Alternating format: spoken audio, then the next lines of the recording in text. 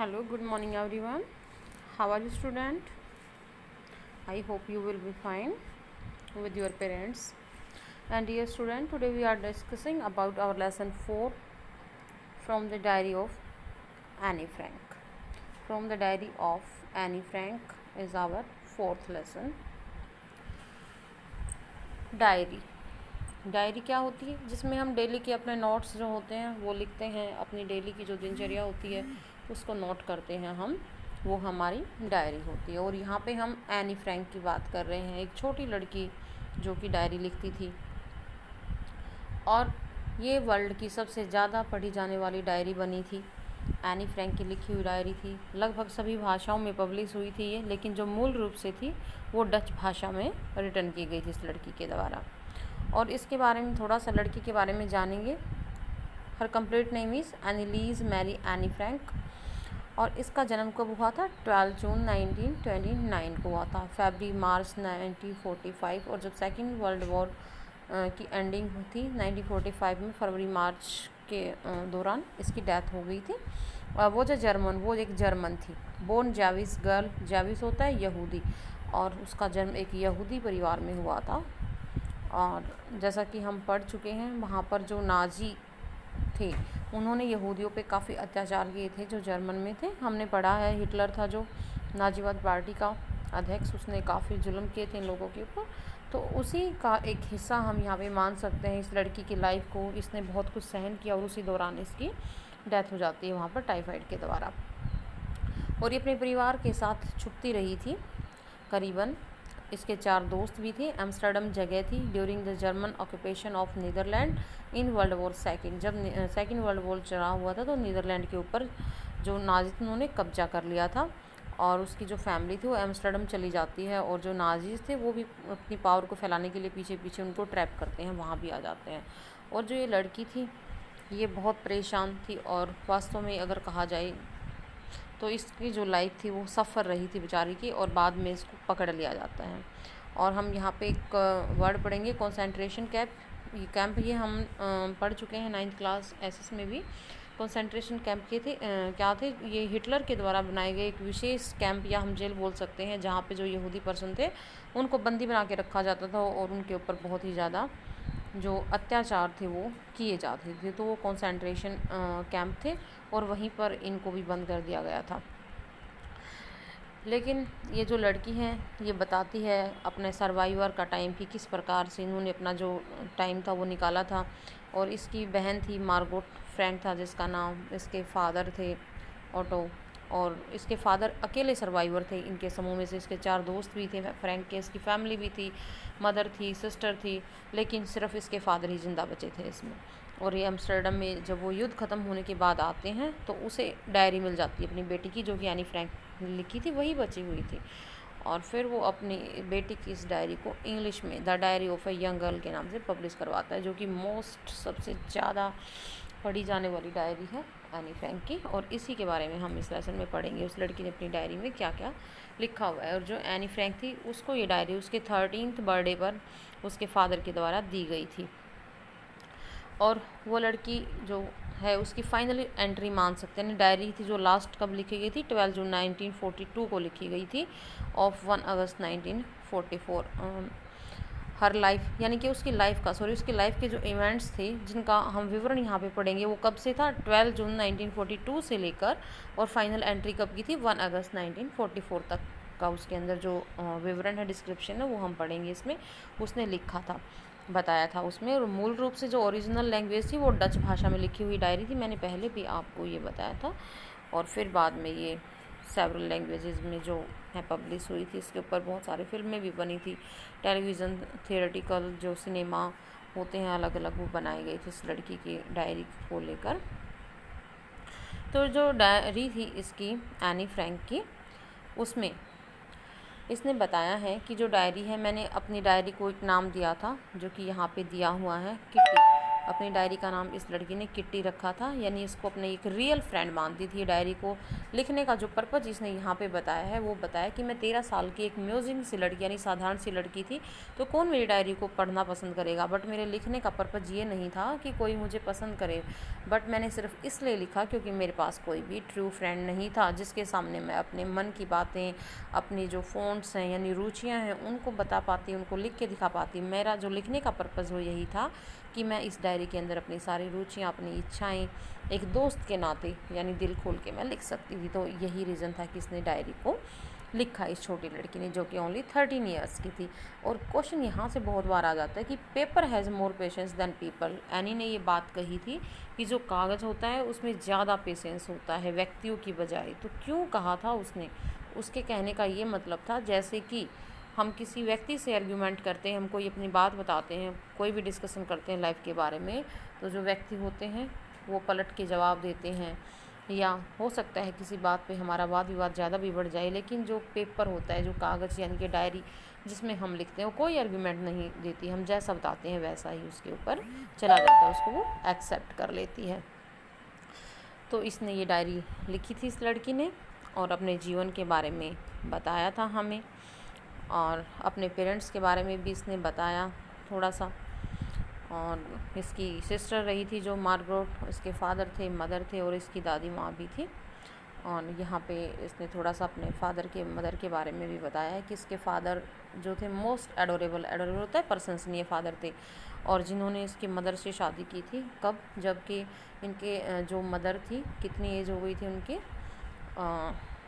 Father की as 36 हो गई थी और मदर की एज 25 थी, तब इन्होंने शादी की थी। और इसकी बहन थी जो मार्गोट, उसका जन्म फ्रैंकफर्ट जर्मनी में हुआ था 1926 को, और लड़की का जन्म हम पढ़ चुके हैं पहले ही, 29 में हुआ था। और उसके बाद ये इसके फादर थे जो हॉलैंड चले गई थी 1933 में, और उसकी जो मदर थी होलैंडर फ्रैंक जिसका नेम था, वो भी उसके साथ हॉलैंड चली गई थी फादर के साथ। और सितंबर में जो मार्गोट उसकी सिस्टर थी वो भी चली जाती हैं, और ये अपनी दादी माँ के साथ पीछे एचएन जगह पे रह जाती है, वहीं पे ये रह रही थी। लेकिन बाद में ये भी चली जाती है दिसंबर में हॉलैंड में, जबकि इसकी जो दीदी थी उसका बर्थडे होता है सिस्टर का, तो वहाँ पर ये उस समय जाती हैं। और फिर इसने बताया है, तो ये यहाँ से भी ध्यान देना है, जो इम्पोर्टेंट हमारा है कि सीधा ये बताती है कि वहाँ पे जाने के बाद मोंटेसरी जो नर्सरी स्कूल था वहाँ पे इसको भर्ती दिया जाता है, एडमिशन होता है। और वहाँ पे कब की बात है? जब ये 6 साल की थी, ठीक है। और इस दौरान इसने क्या किया, फर्स्ट फॉर्म अपनी पहली क्लास से शुरू किया था इसने, और 6th फॉर्म तक ये वहाँ पे गई। और इसकी जो टीचर इसको पढ़ाती थी उसका नाम था मिसेज कुपेरस, मोस्ट इम्पोर्टेंट है।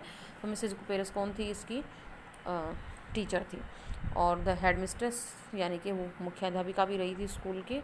और जब युद्ध का ख़त्म होने का यानी ईयर का जो ख़त्म होने का समय था, उस दौरान यानी इसको स्कूल छोड़ना था, तो दोनों की आंखों में आंसू होते हैं, हार्ट ब्रेकिंग फेयरवेल मानती है, यानी अच्छा नहीं लग रहा था, लेकिन इसको स्कूल छोड़ के जाना ही पड़ा था। तो ये मोंटेसरी नर्सरी स्कूल में जो मिसेज कुपेरस थी, ध्यान रहे इसकी, बहुत ही अच्छी टीचर इसने बताई, जिसके साथ इसके काफ़ी दोस्ताना जो संबंध थे रहे थे एनी फ्रैंक के।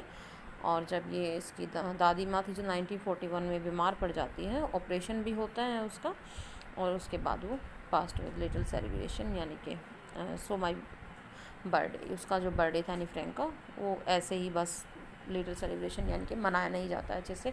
और उसकी दादी माँ की डेथ हो जाती है 1942 में, और उसके बाद इसका बर्थडे 42 में मनाया जाता है। दादी माँ की आत्मा की शांति के लिए साथ में जो कैंडल्स थी वो भी बर्न की जाती हैं।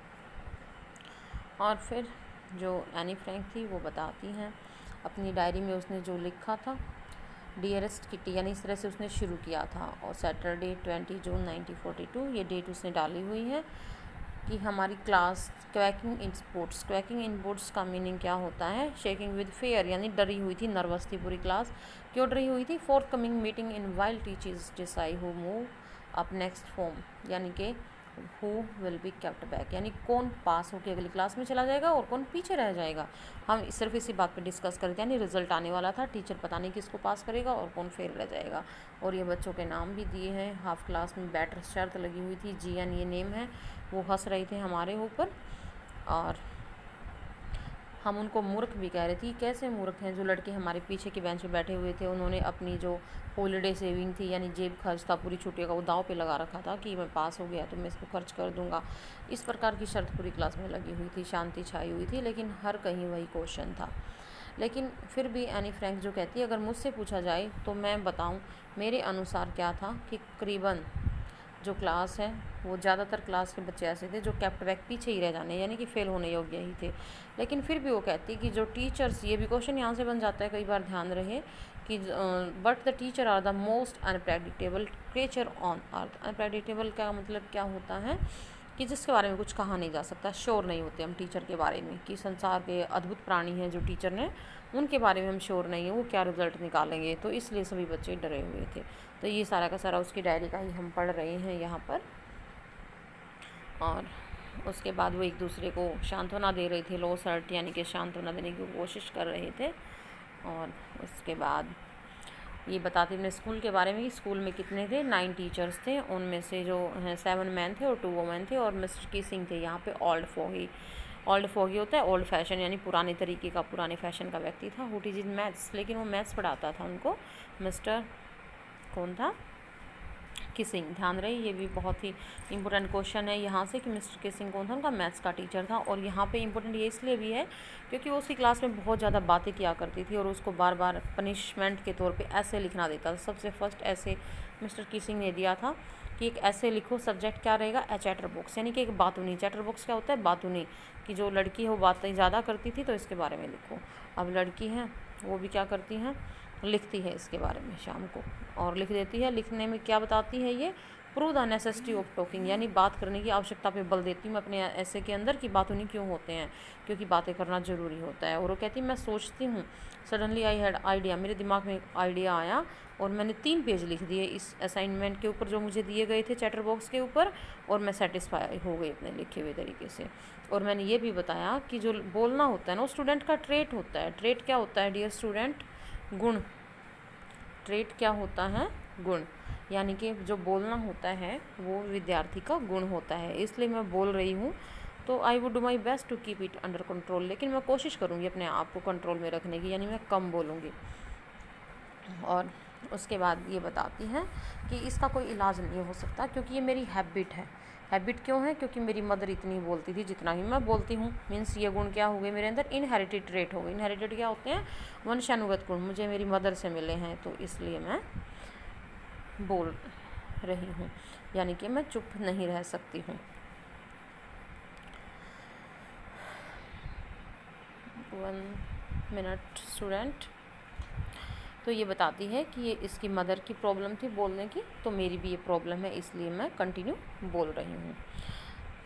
और उसके बाद फिर ये अपना लिख के जो सर थे उनके, उसको मैथ्स वाले सर को दिखा देती है अपना, और वो काफ़ी खुश होते हैं इसके लिखने का जो मेथड था उसको देखकर। और उसके बाद फिर ये बोलना शुरू रखती हैं और बोलती रहती हैं, लेकिन वो फिर से परेशान हो जाता है और एनी फ्रैंक को फिर से असाइनमेंट दे देता है, सेकंड ऐसे दे देता है। और सेकंड ऐसे क्या था कि इनकोरिगल चैटर बॉक्स। इनकोरिगल क्या होता है? इनकोरिगल होता है जिसको सुधारा नहीं जा सकता, यानी कि ऐसा बातूनी है जो जिसको सुधार नहीं सकते, यानी कि स्वयं एनी फ्रैंक एक ऐसी बातूनी, उसके ऊपर ऐसे लिखो। इस बेचारी ने फिर से लिखा उसके ऊपर, और लेकिन बहुत हो गया था, कितना लिखती है बोलने के ऊपर। और उसके बाद फिर से उसको एक ऐसे मिला कि quack quack quack sad mistress chatter box, यानी क्वैक क्वैक बोलती है जो मिस्ट्रेस बातूनी है एनी फ्रैंक, अब इसके ऊपर ऐसे लिखो। अब परेशान हो गई थी और अब वो सारी क्लास हंसती है, वो भी परेशान थी बेचारी, उसको भी हंसना पड़ता है साथ में। लेकिन फिर वो सोचती है कि कुछ ओरिजिनल करना चाहिए। फिर वो अपनी फ्रेंड जो कि अच्छी पोइट्री लिख लेती थी उसकी हेल्प लेती है और एक अच्छी पोएम लिख देती है। और उसकी जो पोएम लिखने का तरीका क्या था कि अपनी पोएम उसने कैसे ख़त्म की थी कि एक सुंदर पोएम थी, और इसमें क्या था, एक मदर डक थी, एक फादर था वो हंस था, यानी कि स्वान क्या होता है हंस, उनके 3 बेबी डकलिंग यानी 3 बच्चे थे। डकलिंग होते हैं बच्चे, डक के बच्चे जो होते हैं, और बिटन टू डेथ, लेकिन उनके फादर के द्वारा क्या होता है उनको बिटन काट काट के मार दिया जाता है तीनों बच्चों को। क्यों? क्वैक टू मच, क्योंकि वो ज़्यादा बोलते थे, यानी कि उसने टीचर के ऊपर रेडिकुलेस किया था इस सब्जेक्ट के द्वारा, एक व्यंग्य किया था। लेकिन भाग्य ने उसका साथ दिया कि किसी ने इसको जोक के तौर पे लिया, बुरा नहीं लिया, और इसको पूरी क्लास में पढ़ के भी सुनाया, जो कि सिंह था। और उसके बाद उसने क्या किया, कमेंट भी करता है वो, और अपने कमेंट भी साथ में ऐड कर देता है।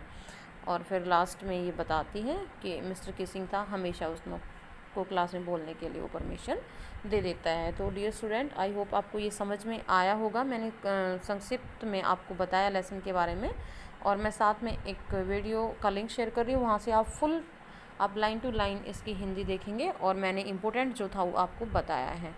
और आप आज इसमें से अच्छे से इस लेसन को रीड करेंगे, और इस क्वेश्चन आंसर को जो कंप्रीहेंशन किया उनको रफ नोटबुक में फाइंड आउट करेंगे बेटा। Okay, have a nice day.